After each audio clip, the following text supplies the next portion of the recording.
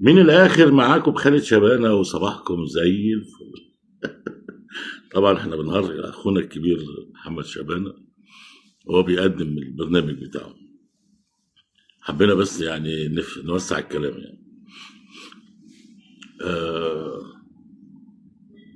2007 في النادي الأهلي يفوز بدرع الدوري لهذا السن، وده مش خبر، ده مثال حي للعزيمة والقدرة القدرة مش القدرة، بيقدر على القدرة اللي ربنا سبحانه وتعالى، وعدم الاستسلام والتمسك بالفرصة الأخيرة.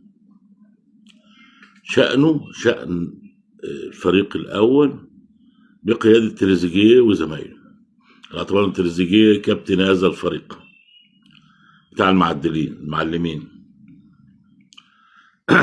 حكاية 2007 كان في ماتش مع الزمالك من شوية كده، من أسبوع ولا حاجة.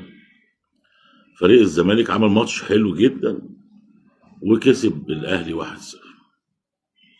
ايه يا سيد الفاضل، أولياء الأمور وبعض الجماهير الصفراوية قعدوا يحتفلوا بأنهم فازوا على الأهلي، مش بأنهم فازوا وتفوقوا على الأهلي. وده شيء محمود وشيء طيب إن أنت تتفوق على البطل.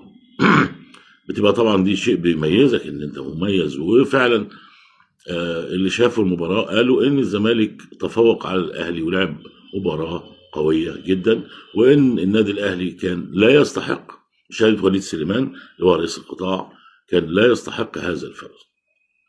لكن أولياء الأمور وبعض الجماهير كانوا بيحتفلوا مكايدة في النادي الأهلي مع هتافهم الدوري راح الدوري راح الدوري راح الدوري راح.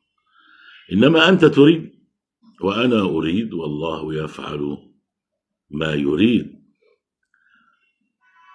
نادي المقاولين كان فاضل له مباراة، كان 55 نقطة، والنادي الأهلي هيلاعب زد وعنده 55 نقطة.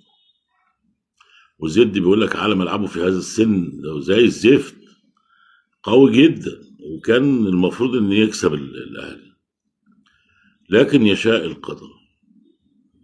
كان المقاولين قصدي 57 مش 55، كسب تعادل مع طلائع الجيش في الجبل الاخضر اللي هو المفروض ملعب المقاولين، وانه هيكسب يعني في هذا السن ده اللي بيبقى على ملعبه بيبقى قوي هناك. يشاء القدر المقاولين تعادل يبقى 58 نقطة، الأهلي يكسب 2-1، كان كسبان 2-0 وزد جاله ضربة جزاء قلص الفرق ما بينه وما بين النادي الأهلي، بقوا الاثنين 58 نقطة. رجعوا على المواجهات المباشرة بين الاثنين، المقاولين كسب 1-0 والأهلي كسب 3-2. بغض النظر على الفرق، انما بيقول لك ان الاكثر عددا هو اللي بيفوز بالاسبقيه، يعني بالافضليه، يعني في المفاضله. فالاهلي بيفوز والدوري ما راحش والدوري ما راحش والدوري ما راحش والدوري. يعني كان مجرد مكايده للمكايده. يعني احنا بنقول في درسين: ان انت لا تظهر الشماتة باخيك لعل الله ينجيه ويبتليك. ده بالنسبه لاحتفالات الاخوه المواطنين اللي هم اولياء الامور والجماهير اللي قالوا الدوري راح الدوري راح الدوري راح. ودرس قاسي جدا،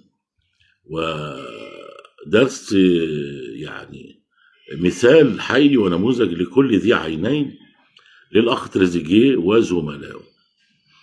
التمسك بالفرصه الاخيره وانك تلعب برجوله ومالكش دعوه بحد، وليك دعوه بنتيجه الزمالك ولا بيراميدز ولا اي حد خالص. انت عندك 4 ماتشات، اعمل اللي عليك والباقي ده كله بتاع ربنا سبحانه وتعالى.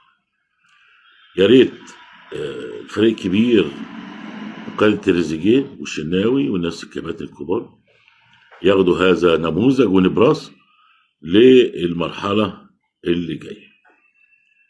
ارجو أرجو من لاعيبة الأهلي يبقوا على مستوى المسؤولية، وإن هم يستوعبوا هذا الدرس القوي جدا اللي يعني 2007 بيضربوا ميعاد مع شخصية البطل. دمتم دائما فائزين، ودمتم دائما في أمان الله.